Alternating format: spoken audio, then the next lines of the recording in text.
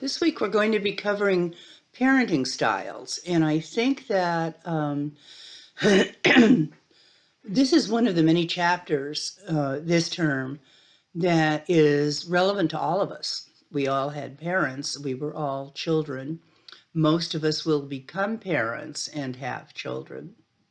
And those experiences of our parents and the style with which, and there is a style, that's the correct, the uh, discipline research terminology to apply to it. What their style was, as you'll see as we work through this, has a great effect on not only our experience as children, but our experience as parents and how we parent. Some of us say we're never going to be like that and do the complete opposite. Most people repeat the patterns. It's so deeply, deeply embedded in us and socialized in us that even if we didn't like it, to put it mildly, in some cases, it's very difficult to break those patterns and to not repeat them. So, so this is, you know, a very important discussion this week because it gives us insights into ourselves and our own behaviors. And as we get near the end of the chapter, it may give us some insights into our parents' behaviors because your parents had exactly the same experience with their parents that you had with your parents in terms of that deep socialization into norms and expectations and the style of parenting, which tends to get passed on generationally, unless, as I said when I started here, that people make a conscious choice to say, no, I'm not going to be that kind of parent. I'm not going to do that. Unless you had a wonderful, authoritative rather than authoritarian parents. And then you're probably going to be that kind of parent anyway, right? Okay, so what we're going to cover in this chapter are different parenting styles, how those styles affect children and families, and if we can get to it before the time runs out, the influence of aging on children and families, and then concrete tips for increasing happiness in the family, which is basically to be a democratic or authoritarian parent. Not authoritarian, excuse me, authoritative parent. Big difference, as you'll see, between authoritarian. Think about authoritarian leaders, don't question my way or the highway, whatever. And very, telling you how it's supposed to be and what you have to do. And democratic or authoritative. And in some textbooks, authoritative and democratic parenting is considered the same. And this text makes a fine distinction between the two. But since authoritative is the terminology that your book uses, let's think about that. So an authoritative person has knowledge and authority and is pretty sure of what they're doing, maybe based on the fact that they did some research about what it is, in this case, parenting. But they still understand that their responsibility is to the child, to protect the child, to socialize the child in a way that they will not be a deviant in society, that they will fit in and be able to succeed. So that's the difference between authoritarian and authoritative, which we'll get to again in more detail. So there's been lots of research, as you know from reading the chapter, and as you might imagine, on how parents influence the development of their children's social and instrumental competence. Social competence, I'm sure, doesn't need a lot of explanation. How do you get along with others? Which is based in part on how you get along with yourself, in a sense, how you feel about yourself. Instrumental means, and we talked about this when we talked about gender, is how competent are you in the world to do things, to make things happen, from like as little as, paying your bills and doing your homework, to much bigger things that may involve a profession and things of that nature. So that's what instrumental means. You can actually manipulate the world in a way that is functional. The things that need to be done in it, or, a variety of things. So what we look at is how the influence of parents affects both the social and the instrumental competence of children. And then the most well-known approach, we're going to look at a second one here after we go through this, is parenting styles. And so first of all, you can't look at any particular specific behavior that a parent manifests in isolation. It can be very misleading. The very best authoritative / democratic parent in the world may spank a kid once in their lives or something. Often that's out of fear.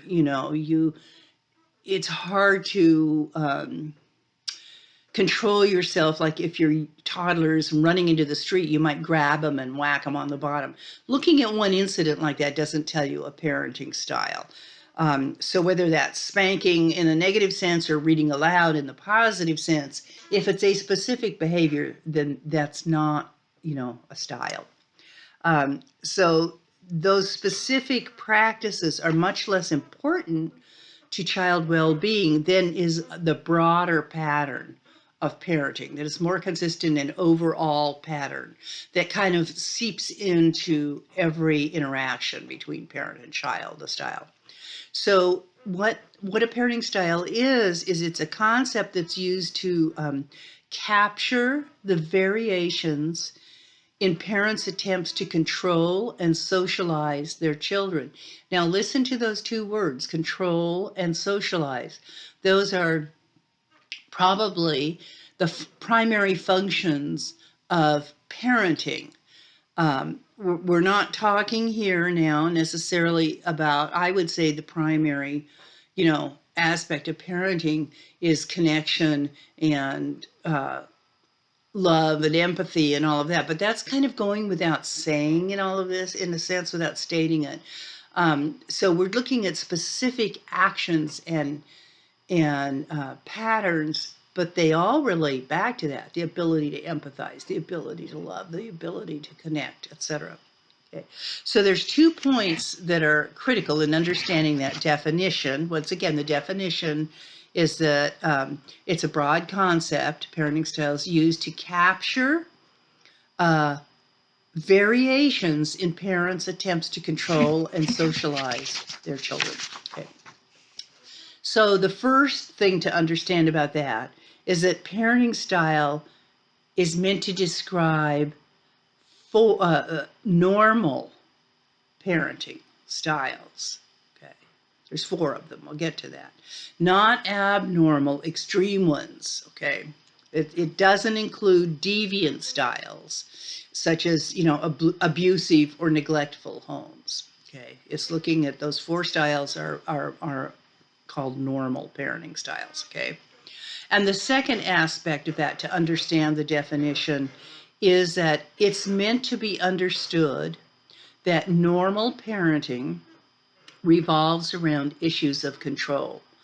If any of you have had experience with a toddler, man, that's when control issues really start, right? And some of those, many actually, of those control issues, the early ones, well, even adolescent ones later, are about safety, right? About the control is often to protect children from doing something that might be harmful. There are other levels of control, of course, but that's one of the main ones. Okay. So what these styles are looking at is parents may differ in the point of this second characteristic of styles. Parents may differ in how they try to control or socialize their children, and they may differ in the extent to which they do that. But it's assumed from this model of parenting styles that we're going to look at, the 4 types, that the primary role of all parents is to influence, teach, and control their children. So the parenting styles paradigm captures 2 really important elements, and you'll see as we work through this how important they are. So they captures 2 really important elements of parenting. One is responsiveness, parental responsiveness to children, and the other one is parental demandingness of children. Well, just from the terminology, right? Responsiveness and demandingness, where would you rather land, right? In a responsive parental situation as a child, or a demanding one? So they're very heavily loaded words. They really are. If you think about the feelings they bring up in us and the associations with either responsiveness or demandingness, okay?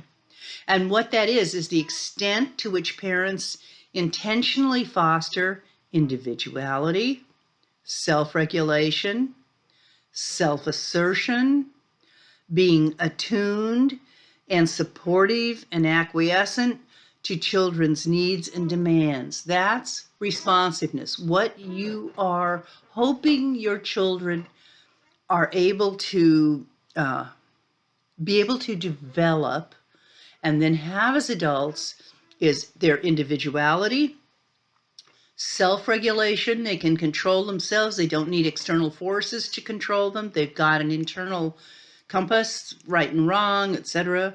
And they are able to assert themselves in a healthy way. Self-assertion, is if you can assert yourself appropriately at appropriate times, you've got pretty good self-esteem.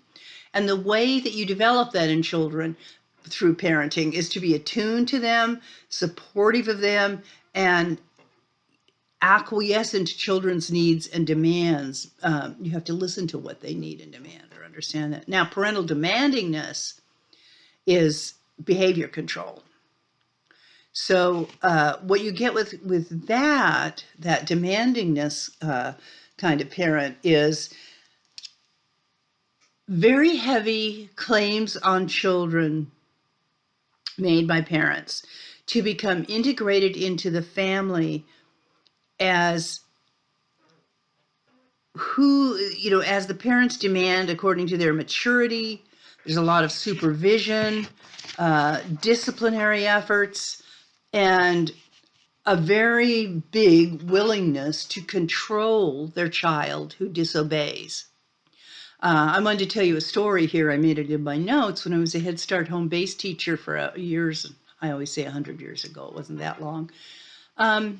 I often, when I was I was in the homes once a week in that situation, and the kids were in class once a week. It was a different model. So I was in the homes a lot, and often, and we're talking about little kids here, 3 years old, right? Parents would, have this parenting style and, stop running around and stop blah, blah, blah, and don't talk so much and don't interrupt the teacher and, endless stuff like that. And often would turn to me and say, I don't know, I just don't know what's wrong with him or her. They just, they just want to run around. They're so active and they won't pay attention. And I said, they're 3 years old, So part of that parenting style I learned then was that kind of demandingness and over control is not understanding child development and not understanding at what stages kids are going through, and particularly little ones, and what's normal behavior and what's not normal behavior. Okay, so let's look at those four parenting styles in depth. Now, we haven't named them yet, so we'll get to that right now.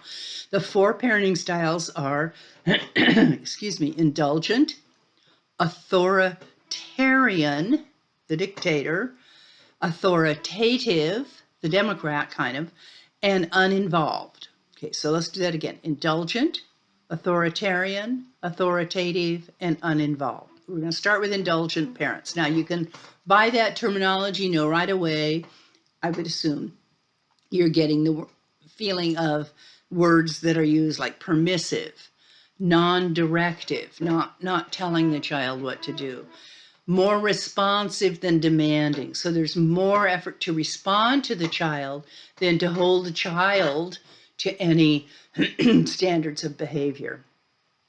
Usually those parents are non-traditional parents and lenient. They don't require or demand mature behavior, and they allow lots and lots of self-regulation by the child. Now, all this sounds kind of nice for the child, and it is, except that with indulgent parents, there's no boundaries, or there's not enough boundaries, okay? So they don't require mature behavior. They allow lots of self-regulation by the child, and the child at different, developmental stages isn't functional in terms of self-regulation to a great extent. Let's go to the toddlers again, okay? And they want to avoid confrontation with the children. That's the indulgent parents. They are further divided into two different types of indulgent parents. And this is where this model differs from the others that I've seen, because it includes democratic parents in with indulgent as opposed to authoritative. So we're in indulgent parents now still. The one type is lenient, but they're more conscientious. They're not completely hands-off.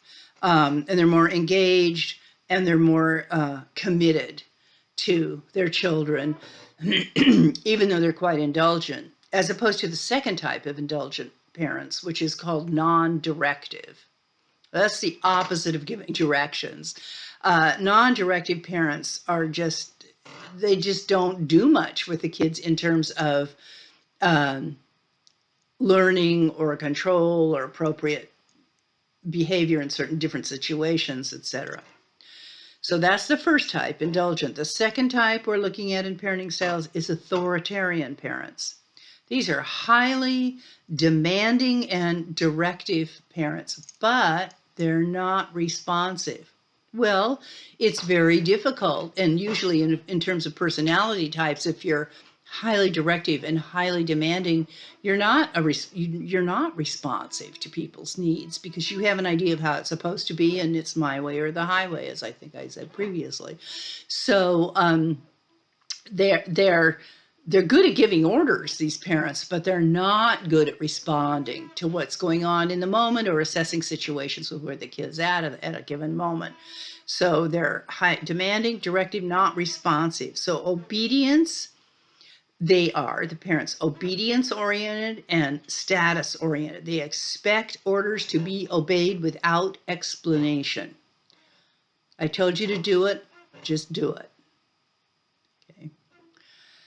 And they do provide, a well-ordered and highly structured environment for children with very clearly stated rules.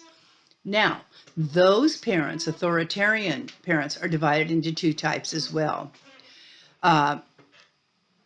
Non-authoritarian directive. So these parents are highly directive. They have lots of rules, they give lots of orders, but it's not intrusive. It's not based on as your book puts it, an autocratic use of power. Okay. They're controlling and giving, or have high standards which they expect the kids to adhere to. That's why it's in the authoritarian category. But they're not just giving orders to be giving orders. They're a little bit more open than that. Now, so they're non-directive.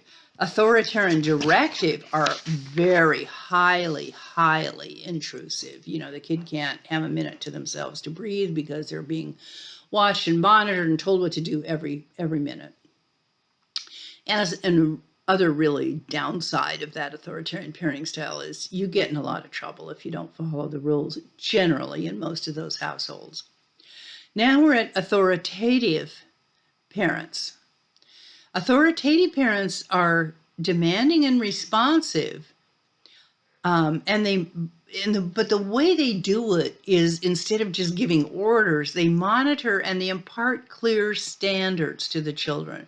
So they're assertive about what they expect, but they're not intrusive and they're not restrictive to the children. So their discipline is supportive rather than punitive. In an authoritarian parenting style, discipline is punitive. It's punishment generally.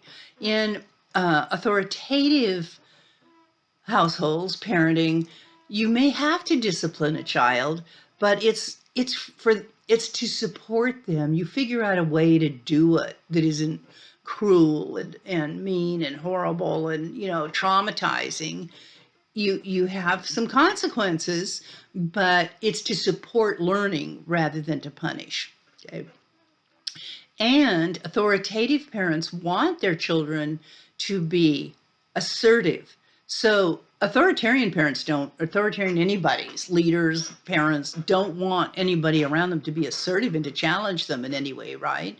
So it's different with authoritative parents. They do want that. They want the children to be here's the key thing, self-regulating. They want the children to be able to learn how to regulate themselves from the inside and to be assertive and socially responsible and cooperative.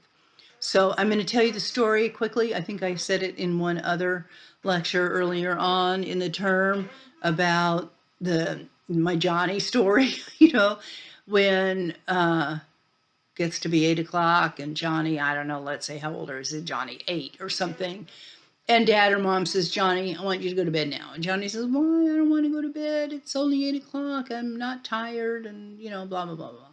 And the parent says, probably because the parent wants the kid to go to bed for some reason a little bit earlier because of something they want to do. And the authoritarian parent says, you know what? I don't want to hear any back talk from you. I told you to go to bed. Just go to bed. And, I'm going to come in and check on you in a few minutes. And if you're not in bed with the lights out, you're going to have to pay for that. There's going to be real trouble. That's an authoritarian style. Now, here's an authoritative style. Johnny, it's 8 o'clock. I think you should go to bed. Why, Mom? I don't want to go to bed. I'm not tired. Okay. And then the mom says, well, Johnny, do you remember that this morning you didn't feel well? And you almost didn't go to school, but you got better and you were able to go. Now, tomorrow morning, you have a really important soccer game and your team is depending on you. And so I want you to go to bed early tonight so you get a really good rest and you can get up and go do your game tomorrow. And then if everything goes well, you can have your friend Bob come over afterwards or something, and we'll go get pizza or something. But for tonight, I want you to go to bed. Now, Johnny may still say, but I don't feel sick anymore. I don't want to go to bed. I'm okay. I'll be okay for the game. And a mom or dad will still, of an authoritative parent, will still insist that they go to bed in some way or another. But can you see how they are developing? What are those characteristics? Assertiveness, social responsibility through saying you need to be there for your team, regulating yourself, giving you a reason to say, maybe she's right and I should go to bed because I didn't feel very well, and cooperative. So it's that explanation, it's that respect for this other human being who happens to be a child who lives in your house, right? But there's got to be respect. I think that's the key to all of these parenting styles, is whether there's respect or not. So the fourth kind of parent is what's called, in the parenting styles, it's called the uninvolved parents. And they're low in both responsiveness and demandingness. They're not responding to the kids' needs or questions or things of that nature, but they're not demanding anything from them really either. And in extreme cases of this uninvolved parent, it can turn into reject by the parents. It can turn into neglect of the parents. Now, we said that this style did not include neglectful, abusive, and neglectful parents, the deviant end of parenting. But this is the beginning. This uninvolved parents can be the beginning of a neglectful pattern. But most of them, as your book points out, fall within the normal range.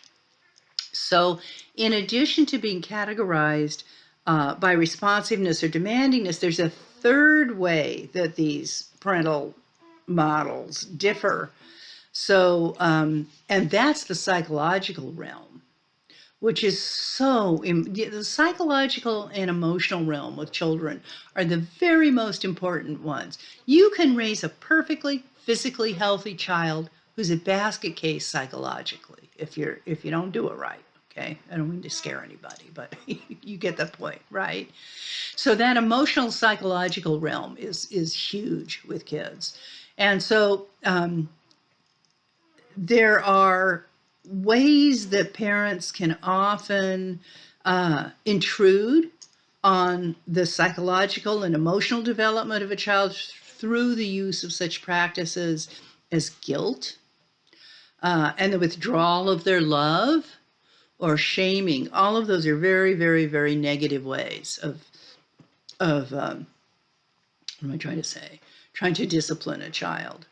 So that one of the key differences between authoritarian and authoritative parents, as you might imagine, is that degree of psychological control. Now remember, both of them place high demands on their children and expect them to behave and follow the rules, but authoritarian parents expect them to accept their judgment, values, and goals without question. Remember the Johnny story. Don't give me any back talk, just do it. I told you to do it.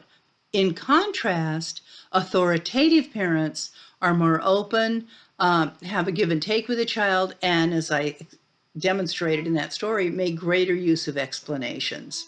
Therefore, although there's a similarity in behavior and control between authoritative and authoritarian parents, the authoritative parents are low on psychological control. They don't attempt to control the psyche of the kid and the emotions of the kid. And authoritarian parents are high on that scale of trying to control the psychology. What it does is wounding, really. And most of them don't know or understand that that's what's happening. But that deep wounding, both psychologically and emotionally, is very common in an authoritarian parenting style. What's the consequences for children? Well, this is really interesting because parenting styles that children have usually predict a child's, listen to this, and if those of you who are teaching or working with Head Start or whatever, you're very, very, I'm sure, conscious of this.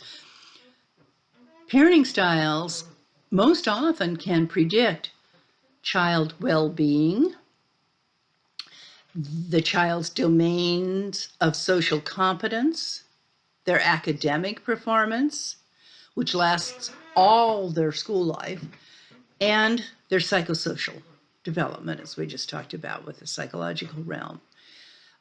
Research shows that children, no, I'm not going to say children and adolescents every time, but all of these points refer to children and adolescents, okay? So with authoritative parents, they rate themselves and objective measures rate them as well. So they rate themselves when asked a survey. When researchers study them, they're more socially and instrumentally competent. That's children and adolescents raised by authoritative parents, more socially and instrumentally competent. Those raised by uninvolved parents perform poorly in almost every domain that one can study. So, parental responsiveness predicts social competence and psychosocial functioning. Let me repeat that because it's so important. Parental responsiveness predicts social competence and psychosocial functioning. Parent demandingness, on the other hand, is associated with academic performance and deviance and negatively associated with that, not in a good way. Now, there's an exception to that. Sometimes parent demandingness, those kids do perform well academically because they better, right? But on the side, there's a kind of deviance involved, and often when they become adolescents, there's a lot of very serious acting out. So children from authoritarian parent families perform moderately well in school. They tend to be uninvolved in negative behavior because, once again, they're going to get in so much trouble if they get caught doing anything. but they have poor, this is authoritarian parents. They have poorer social skills, lower self-esteem, and not surprisingly, higher levels of depression. Now, children and adolescents from indulgent homes are more likely to be involved, as you might imagine, in problem behavior. They perform less well in school, but they have higher self-esteem and better social skills and lower levels of depression. So it's kind of, there are components of all of this that are somewhat complicated, but generally the authoritative parenting style is the one that is considered to be most beneficial to children. And research demonstrates that, as you know, as you look at them through school and performance and, you know, delinquency records and a variety of other things. So the real consistency with which an authoritative upbringing is associated with both instrumental and social competence. So consistently with all research of all different kinds and ages, if with authoritative parenting, it's associated with both with competence, with the stuff you have to do, the things you have to take care of, instrumental, and social, your interactions with other people, competence, and associated with lower levels of problem behavior in both boys and girls. This is really interesting, in both boys and girls at all developmental stages. The benefits of authoritative parenting and the deficits of authoritarian parenting are as obvious as early as preschool. Once again, those of you who are working in a preschool environment are very well aware of this. And they continue through adolescence and adulthood. And the sad thing about that is once a kid gets labeled at that age, that labeling goes all the way through their education. The differences between authoritative children, how they behave with their peers, is also very consistent. So authoritative parents, when we're talking about peer relationships now, children with authoritative parents are able to balance the conformity demands, which would be peer pressure and peer demands, with respect for children's individuality. So when children are able to balance the claims of external conformity, which is, you know, the peer pressure, as I just said, and achievement demands with the need for individuation and autonomy, they're able to work both. They'll go along with their peers, as an example, to a certain point, and then because they've got a lot of inner strength and know who they are and ego strength and all that stuff, they'll say, I'm not going along with that. That's wrong. That's dangerous, etc., etc. Okay. So another way of looking at parenting styles, it's a different model. There's let's see, 1, 2, 3, 4, 5 of them. The first is martyr. The martyr will, parent will do anything for their child. They'll even do the tasks the children are assigned in the house themselves and, not make the kids do what they're supposed to be doing. And what the result for the child is that the children learn to be both dependent and manipulative in that model. Then there's the parent who's the pal, the buddy, the friend, and lets them do what they want with very few limits. And that child winds up having very little self-discipline and will test limits with others. The police officer drill sergeant parent, and here we're in an authoritarian model.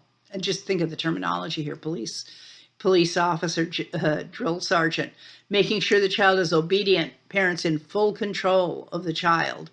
The child may have a law, and so what's the result for the child?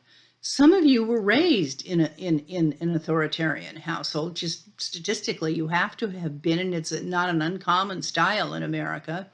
The child can often develop a lot of resentment toward the parent, and they can't acknowledge that. They're just a kid.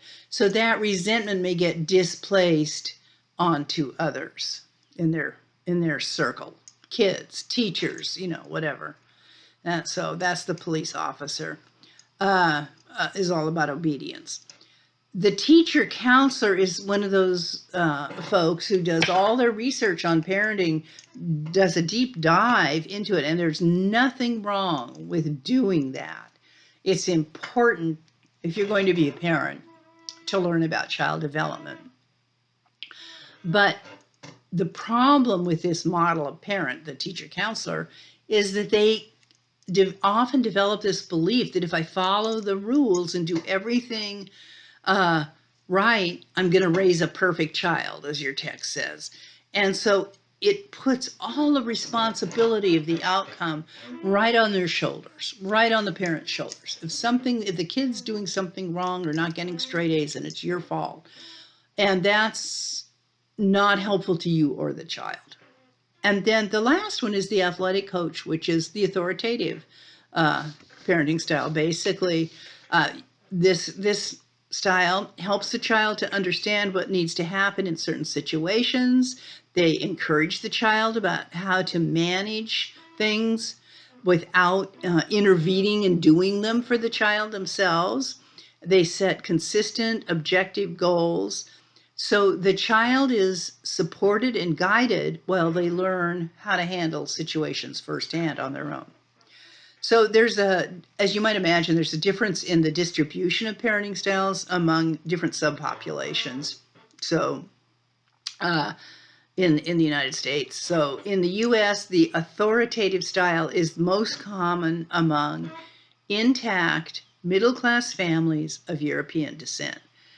And so middle class implies usually college education. So they didn't include educated in there with authoritative, but it's a crucial piece of it. And so when you look at the relationship of authoritativeness in parenting style and child outcomes, they're similar across all groups. The kids do well in both social and instrumental areas, as we've talked about. But there are some exceptions. Demanding this style of parenting is less critical to girls than to boys' well-being. In other words, it's so interesting because it's so much to do with our socialization of females and males. Women are more likely females because of our socialization. So you get this demandingness, and it doesn't affect your psyche deeply as much as it does males to have this kind of ruler over you, demanding things. With authoritative parents, it predicts psychosocial outcomes and problem behaviors for adults in all ethnic groups. And this is good outcomes, once again, in terms of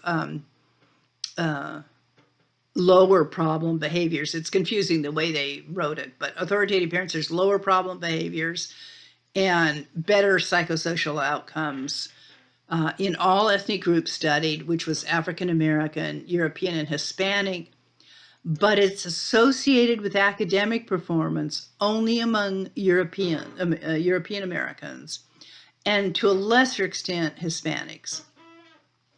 And so they're curious about why there's differences in outcomes, and it could be based on, race, ethnicity, social class, etc., and it could be due to the context of the parenting practices and also the cultural meanings of parenting and expectations of children. So how do parents, I'm talking fast because there's so much material to get through, how do parents develop as parents? Because until you have a baby, you're not a parent. So, and what influences them to behave the way they do, and what types of parenting styles they develop? So there's less known about that, the impact of the development of parents and what the impact of that development is learning, right?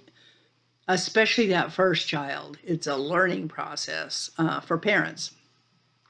So, parenting, because of that, is often considered a major normative task of adulthood. That's one of the normative developmental tasks of adulthood, because it is a developmental task to go from being a non-parent and not having that responsibility to being a parent. Cross-culturally, Adolescents plan to have children around the world. Most people plan on. In the U.S., most people have become parents by the time they're 40. And there's a lot of reasons that people have children, as I'm sure you know, and including emotional reasons. Emotional bonds with children brings gratification. There are economic and utilitarian reasons depending on the culture.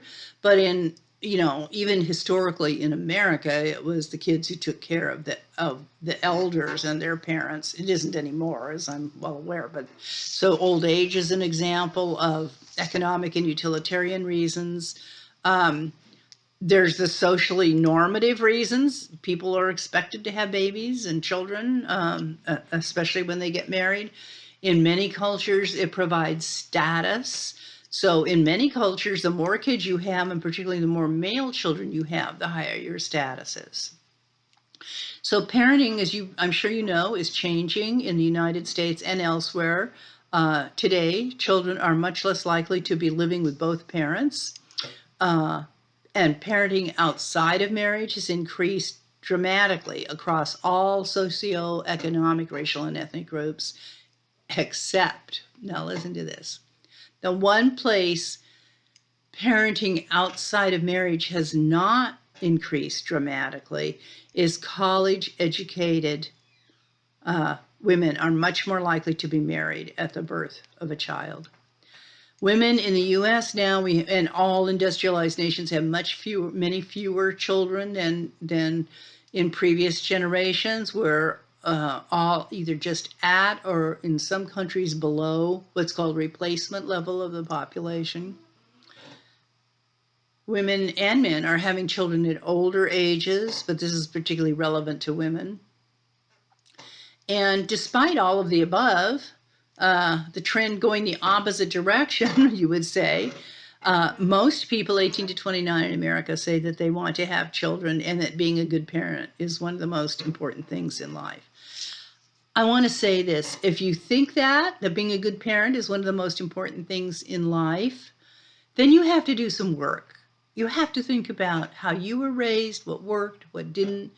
You don't have to be the teacher counselor person, but you should do a little bit of research on parenting like we're doing right now. What styles have the best outcomes for children?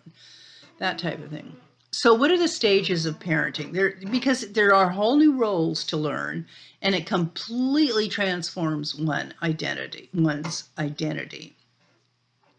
So there's different stages. The first is image making. That's planning to have a baby if you're planning to, if there's planning involved, which in most pregnancies in America are not planned. The vast majority are not planned.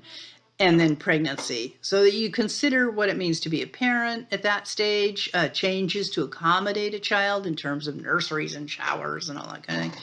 The second stage is the nurturing stage, and that's infancy of the child. And you hopefully develop a powerful attachment to the child and a relationship and adapt to the baby. The third stage is called the authority stage, and that's the toddler preschool stage. And oh yes, those few who've been through it, that is an authority stage. This is when you have to start creating rules and how to effectively guide children's behavior in the toddler stage. And it can be difficult. You get a lot of pushback. The fourth stage is the interpretive stage, and that's middle childhood. And that's where parents need to help the child to interpret their experiences with the social world beyond the family. This is getting into primary school and that type of thing. The interdependent stage is adolescence. And that's when parents have to really begin, and this is, the toddler and the adolescent stages are often the most tricky ones. Adolescence is, you're beginning to negotiate the relationship with your child to allow for shared power in decision making. You got to give them the supports to be able to make some decisions on their own, and yet they're still too young to make some of those decisions, okay? And then the last stage is the departure stage, and that's early adulthood. And for parents, what they're doing at that point is kind of assessing your successes and failures, about how that all worked with that particular kid. So one of the things that a lot of people don't understand is that children influence parents as well. It's a two-way street. And so some of the characteristics that affect all of this from the parental characteristics are their age. Think about how different it is to have a baby at 15 or 16 as opposed to 25 to 30. You're at a completely different developmental stage as an adult at those ages. So age, your gender, whether you're male or female or trans or however that works, but your gender beliefs about things, about male and female, etc. The personality, your developmental history. Here's another one that I keep talking about, knowledge about parenting and child development, okay? If you have none, it's going to be difficult, unless you're just an amazing intuitive parent. And indigenous people around the world are, but we're not generally because of all the issues, the other issues we deal with. So, and then your mental and physical health as a parent too is really a powerful characteristic that can affect how this two-way relationship with parenting is, with parents and children. So parents' personalities affect their parenting behaviors. Mothers and fathers, this is all based on research, who are more agreeable, conscientious, and outgoing are warmer with their kids, and they provide more structure to children. And they're also those parents who are less anxious, less negative, they tend to support their child's autonomy more than parents who are anxious and negative. And parents with these kind of personality traits, being less anxious and less negative, respond better to children in a positive way, and they provide a more consistent and structured environment. So parents' developmental histories or experiences as children, as I said in the beginning of this, also affect parenting strategies. I think that's more important than almost anything else. Very often, those personality aspects they talked about with not being, let me put it this way, being anxious or depressed or negative or whatever, come from the parenting you experienced as a child. So I think personally, and there is research to support this, the parenting styles of your parents are the most important factor in how you parent. So that's an aspect. You learn how to parent from your parents, or you learn how not to parent from your parents if it's something you really want to move away from and do differently. And usually, though, what you do is to your children is what you received from your parents. So parenting is bi-directional. It goes both ways. The children's characteristics affect the parents, just as the parents' characteristics that we just went through affect the children. So here are some of the characteristics that affect the parents from their children. The birth order. The first child is a very different experience than subsequent children. First children tend to be the super achievers, et cetera, et cetera. So birth order, the temperament of the child. Easy baby, difficult baby. Keep you up all night, you don't sleep for months, et cetera, et cetera. You're going to have a very different attitude towards a baby depending on its temperament, and a child, not just a baby. The health status of the child is another one. Over time, parents with more difficult children often, unfortunately, become more punitive and less patient with their children. They also become less satisfied with their marriages and have greater challenges balancing work and family roles. And then gender, as we've talked about previously, is a huge characteristic that's biodirectional with parents. They talk differently to boys and girls, as we've learned, and have different expectations of them. So here are some very important contextual factors and sociocultural characteristics that you may not have thought of. So the more difficult these sociocultural factors are, the more stress a family experiences. Those factors are things like economic hardship is one. Then there's also, think about this, other sociocultural factors are religion, politics, the kind of neighborhood you live in, the kind of schools children attend, and other social supports. Those all very, very much are sociocultural factors that affect the outcome of who children become when they grow up. And so culture is another aspect of those sociocultural features, which is the specific skills needed vary from culture to culture. So parents may have very different goals depending on the culture for the children, and very different goals depending on the gender of the children as well. You know, in America, independence and individual achievement is valued. That's not true in many other countries or cultures where cooperativeness is what's valued. And then there's these family issues and family issues and considerations. And the first they discuss is divorce. Okay. The divorce rates declined for several decades, 80s and the 1980s, 1990s, and it has just recently started climbing again. And now it's just about 50% of all marriages. And the divorce rates increase for each subsequent marriage. So if you've been divorced once, then the possibility of divorce for a second, third marriage, you know, is higher. And what are the risk factors? And what are the ones that we're going to start with the ones that decrease, okay, the risk of divorce. One is pursuing an education, decreases the risk of divorce. The second is waiting till one is older to marry, also decreases the risk.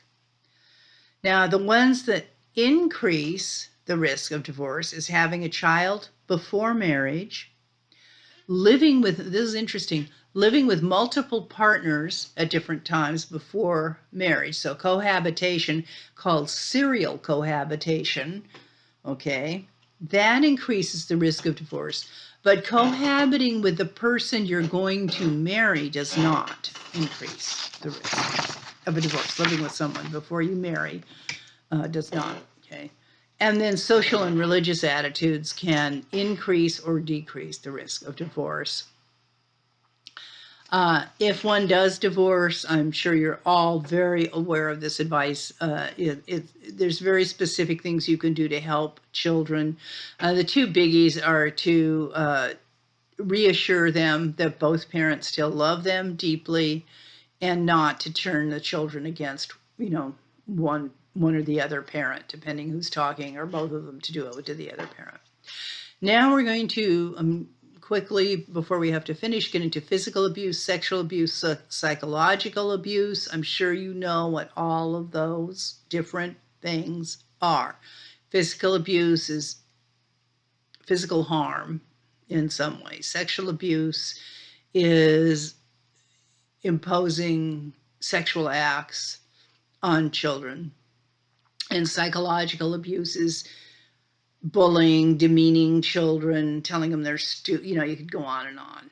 But bullying and demeaning children are major ones. So there's also then in families intimate partner abuse, which is, you know, domestic violence, child physical abuse, and elder abuse. There's three different kinds of the physical abuse. The most common form, interestingly and sad, well, it's all sad, but the most common form of parental abuse is actually neglect. What the definition of neglect is failure to provide for a child's basic physical, emotional, medical, or educational needs. And that is the most common form of child abuse. What are the reasons for abuse? Well, poverty, stress, and substance abuse, not surprisingly, are the most common factors to be found in situations of abuse. Why do adults stay in abusive relationships? This comes up all the time. Well, one is learned helplessness, okay, which women are often socialized into experiencing learned helplessness. The second is the belief that the abuser can and or will change. That is a fallacy. 99% of the cases, that is simply not true. Maybe with years and years of therapy, the abuser might change and a desire to do so, but in general, that doesn't happen. Another reason is the shame, the guilt, self-blame, and of course, fear that those who are abused often feel. And then economic dependence is the last one. You know, if you can't support yourself, where are you going to go? There are not nearly enough shelters for women and children in the United States, or just women. So the children of abusive situations, whether the abuse is perpetrated on the child or they're in an abusive family where it's the mother most commonly who's being abused, they respond in very unhealthy ways, understandably, with acts of self-destruction, withdrawal, aggression, depression, anxiety, low academic performance. If you, as teachers, see especially more than one of those characteristics in a child, you may try and subtly dig a little bit deeper and see if there's some kind of abuse going on.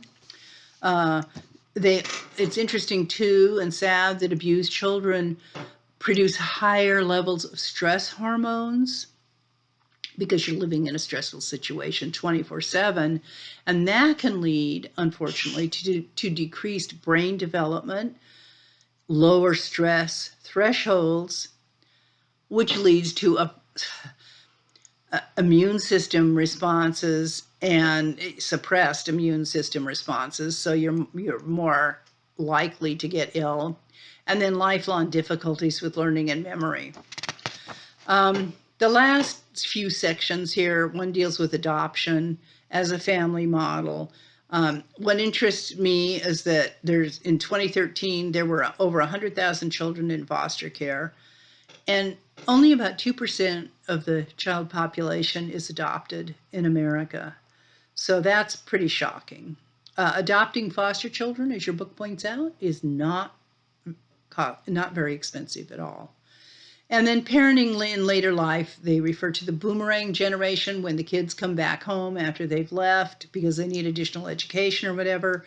The sandwich generation, where the parents are in kind of middle age and they're living in a household that includes grandma and grandpa possibly, or just one of them, and the boomerang kid who's come back. And that has created multi-generational households as an increasing trend in America. So I'm so glad we got through the whole chapter. I didn't think we would, and I will see you next week.